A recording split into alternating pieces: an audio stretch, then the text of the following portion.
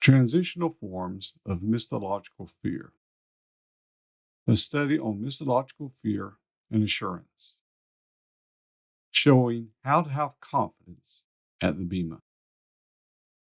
This video will demonstrate how to transition from legal fear to potential fear to theoretical fear for the faithful. Regarding the Bema, which is the judgment seat of Christ. And as a reminder, judgment is according to works. We'll look at the stick motivation first. As we saw in the previous video, God uses the stick and carrot approach to motivate his children.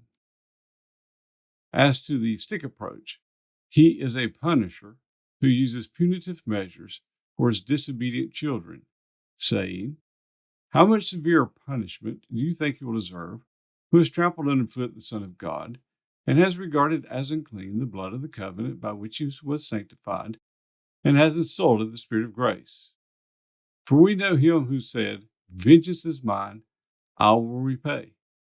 And again, the Lord will judge his people."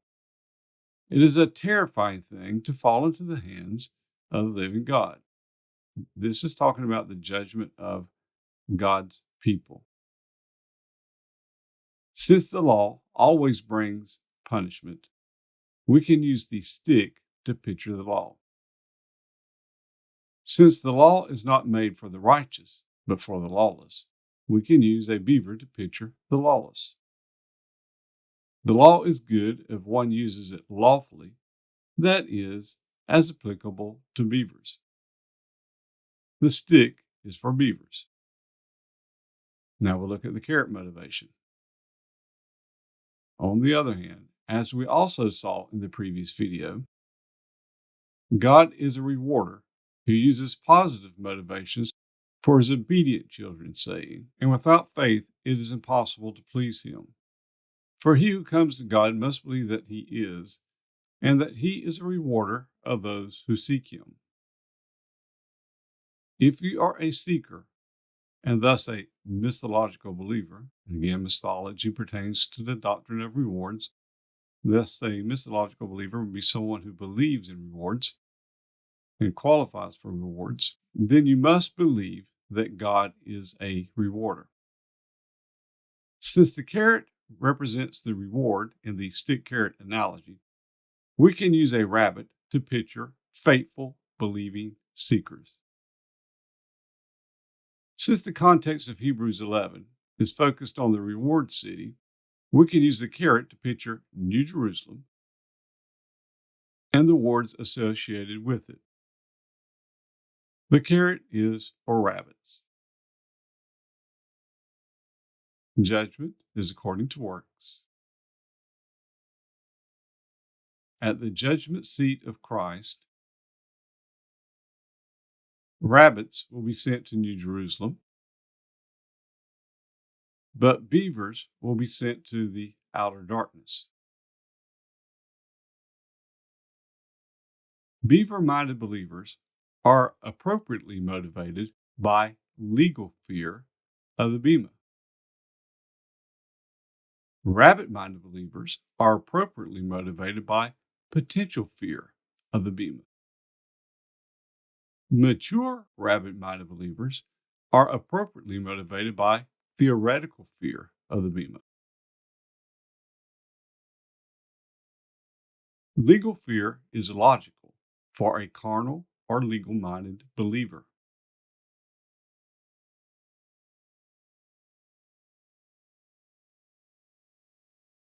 Spiritual growth begins to yield victory over legal fear, replacing it with potential fear.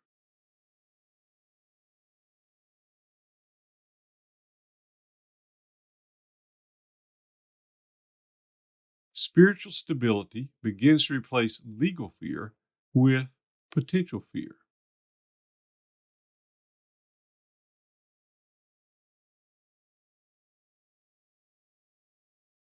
Spiritual maturity can replace potential fear with theoretical fear.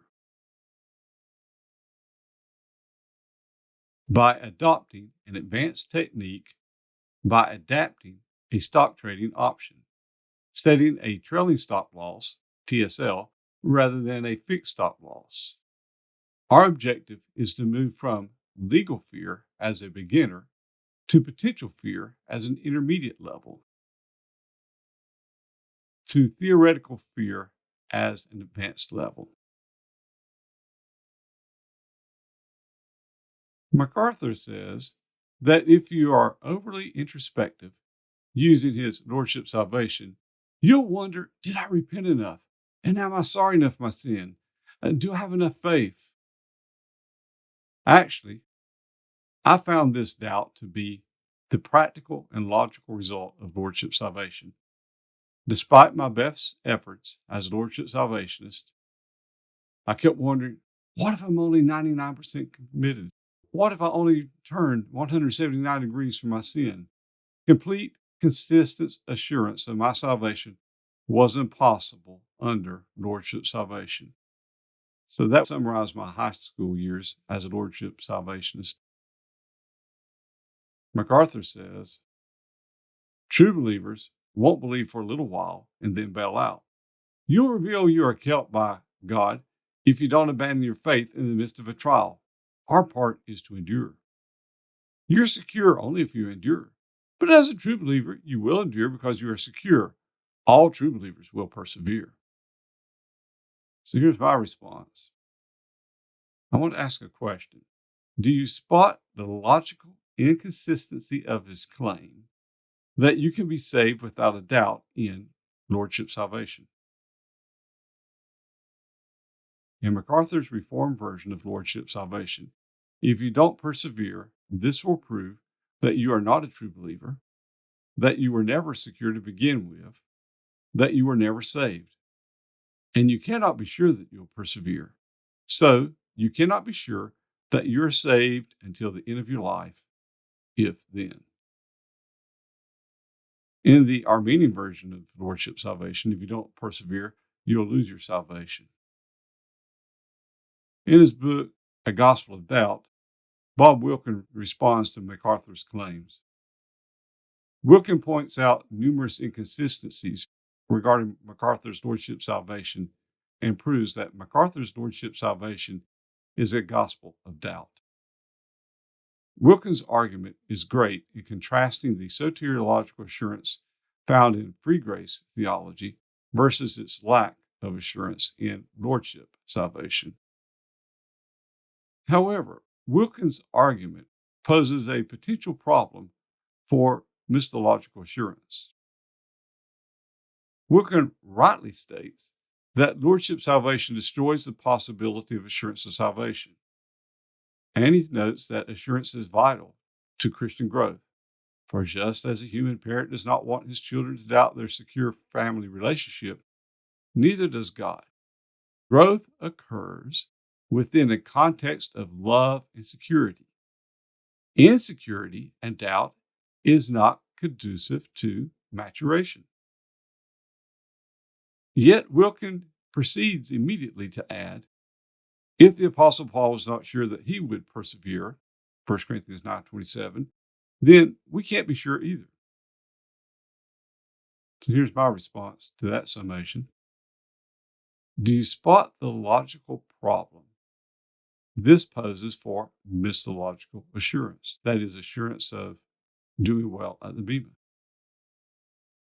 Paul said, but I discipline my body and keep it under control, lest after preaching to others, I myself should be disqualified.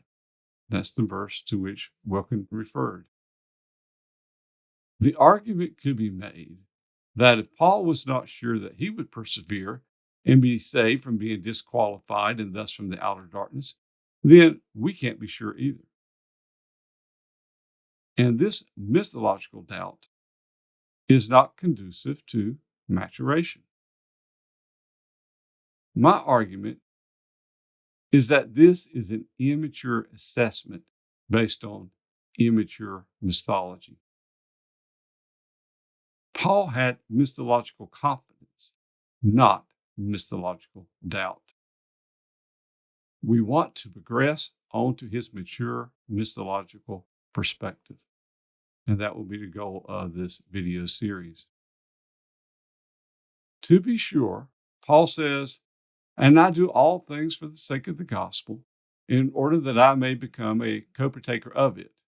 Do you not know that in a race all the runners run, but only one receives the prize? Run in such a way that you may win it. And everyone who competes in the games exercises self-control in all things. They do it to receive a perishable victor's crown, but we do it to receive an imperishable victor's crown. Therefore, I run in such a way as not without aim.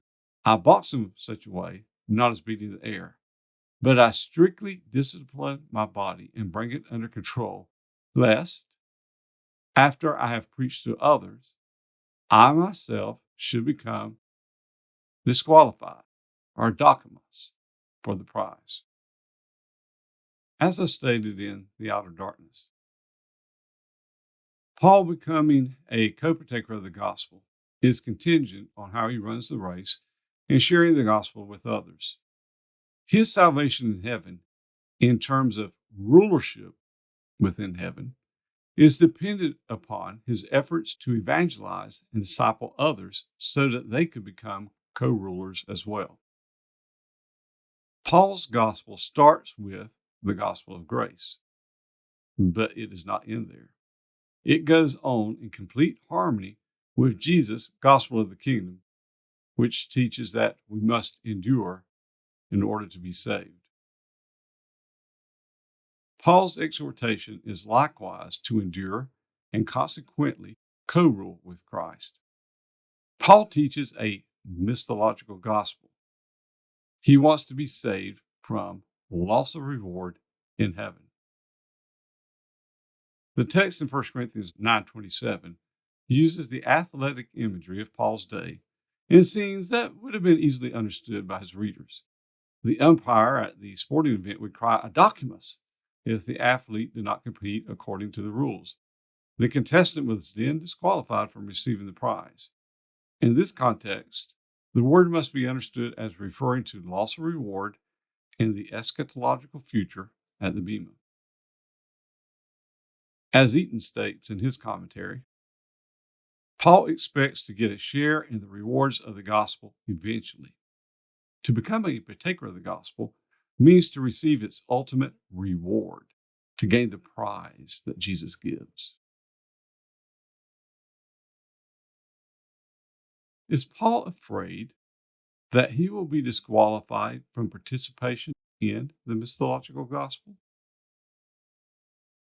To be sure, Paul acknowledges the possibility of his own personal disqualification. But does he consider his being disqualified a remote possibility, a realistic possibility, a probability? Or is he primarily speaking theoretically? How about when Paul says, "But even though we, or an angel from heaven, should preach to you a gospel contrary to that which we have preached to you, let him be accursed," in Galatians 1:8. At least as far as his own potential of being accursed, is Paul describing a remote possibility, a realistic possibility, a probability, or is he primarily speaking theoretically?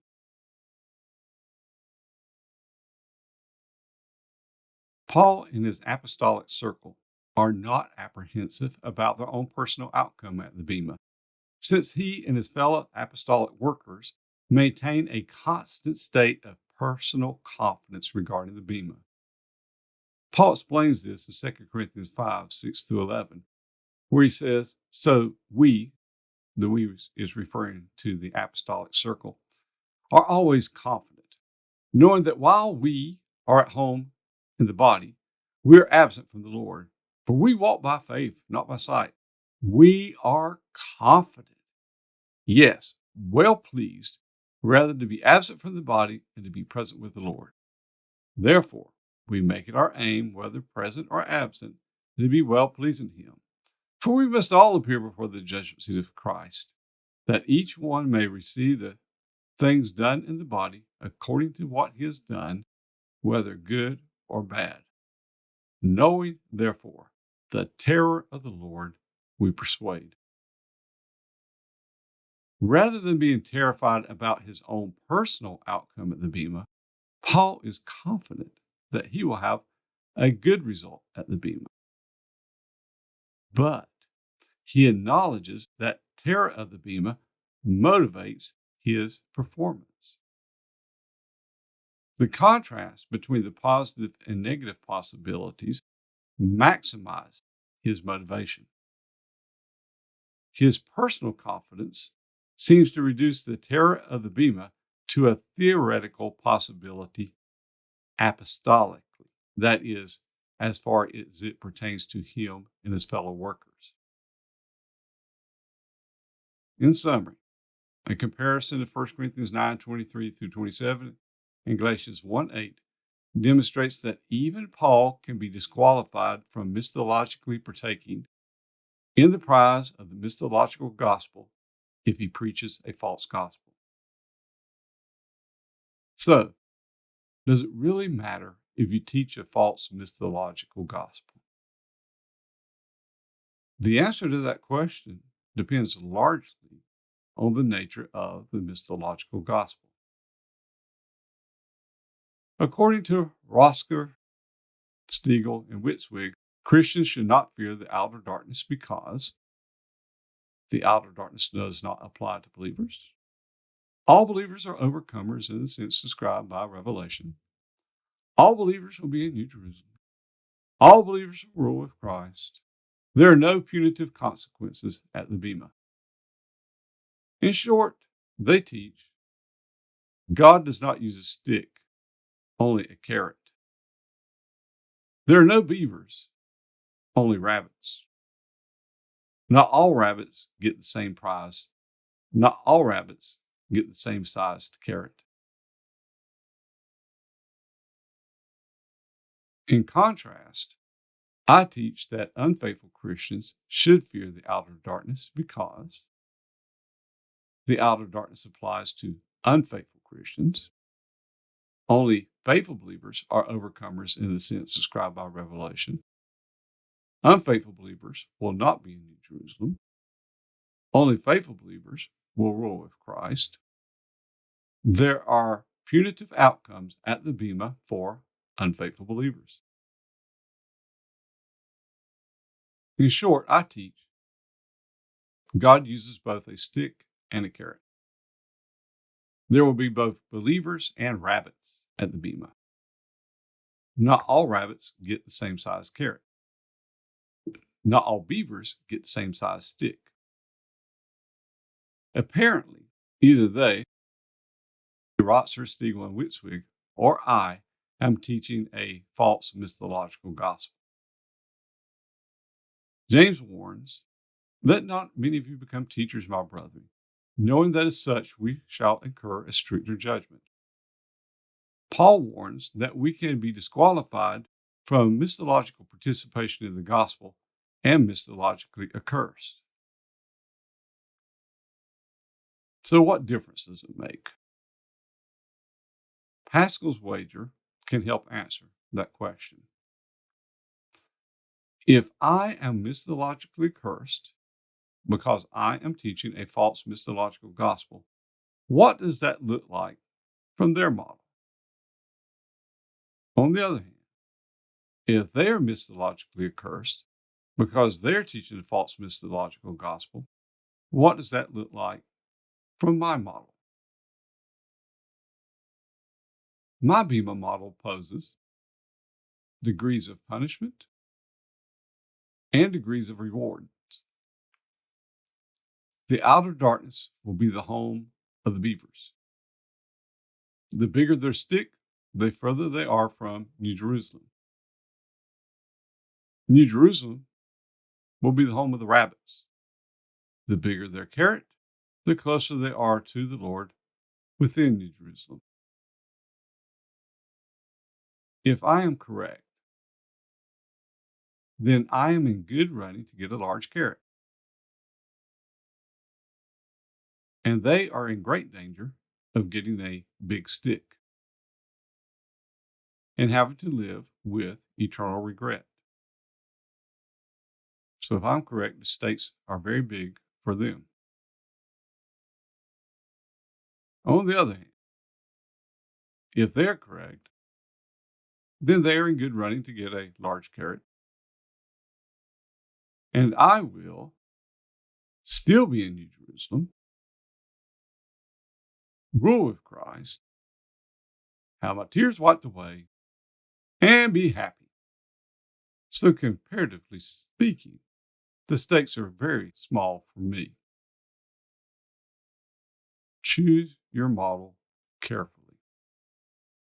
If rewards do not really matter, then you'll have a relatively good outcome, regardless of what you do or teach. If rewards do really matter, and you choose their model, then you will have a relatively tragic experience outside of New Jerusalem, mythologically away from Christ, with unwiped tears, and live with eternal regret. As for me, I am completely confident that rewards really do matter to God, and thus that rewards really matter. Consequently, if you hitch your horse to their wagon, you may be taking a trip with them to the outer darkness.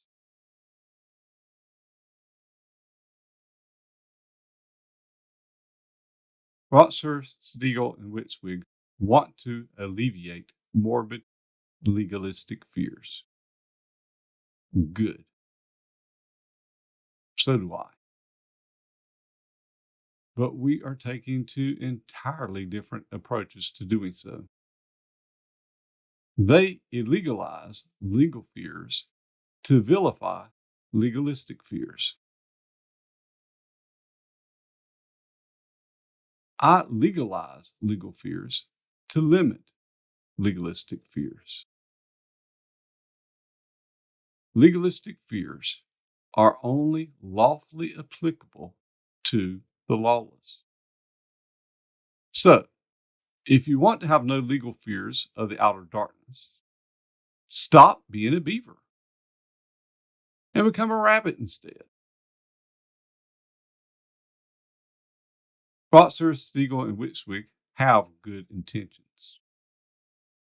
But just as the road to hell is paved with good intentions, the road to the outer darkness can be paved with good intentions as well. We're under a biblical mandate to consider those teaching a false gospel accursed.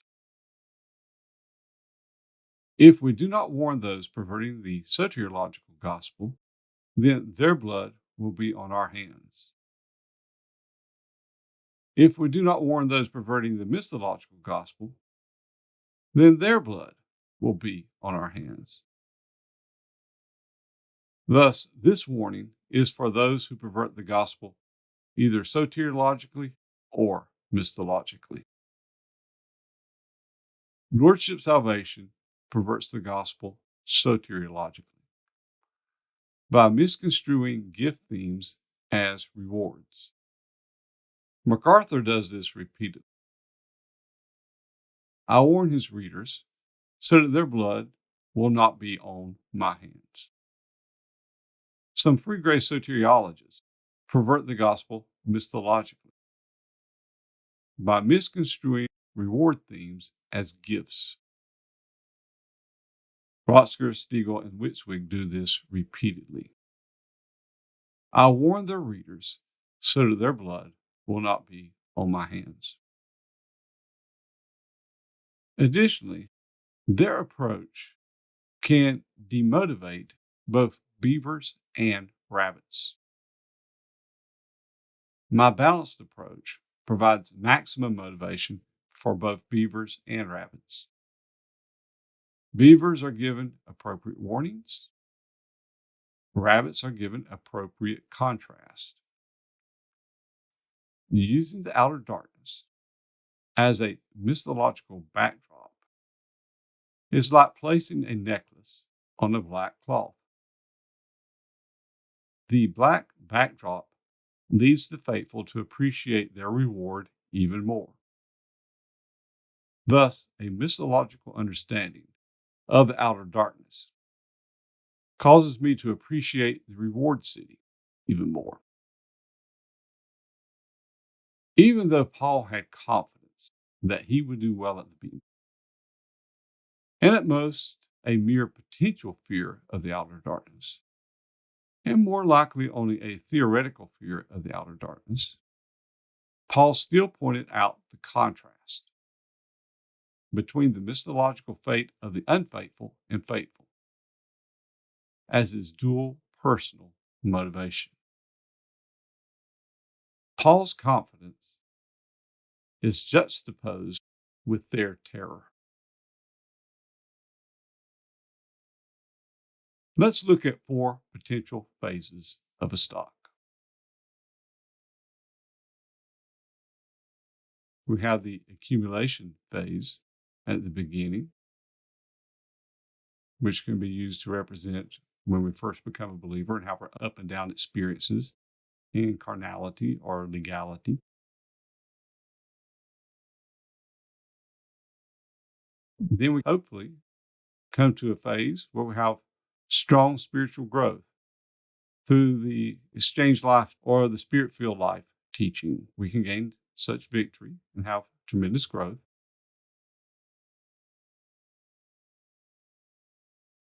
Then we can come to the distribution phase. Despite our spiritual maturity, we may be going through a struggle. At this critical point, one of 2 things are likely to happen. We could go into a dissension phase. Some people even wander away from the faith or commit apostasy. Alternative, we could go into an ascension phase and experience a large boost of spiritual growth.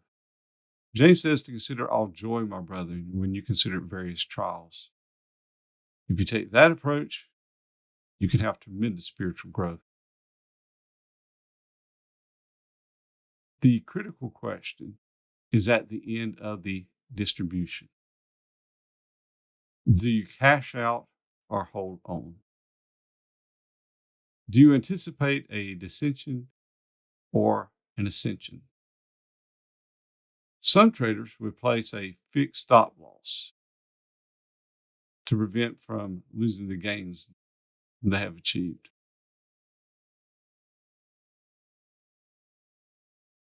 Some traders would place a trailing stop loss, which would go up and down to prevent them from losing the gains as they acquire those gains. Some traders would not place either. The problem is that you cannot know which direction the stock will go. I pose that you can ask God to manage your trailing stop loss. In the next video, I'll provide information regarding implementation and justification of using a trailing stop loss to maximize your reward. For now, you can see my website available at unconditionalsecurity.org, theouterdarkness.org, or misthology.org. And again, Misthology is the doctrine of rewards.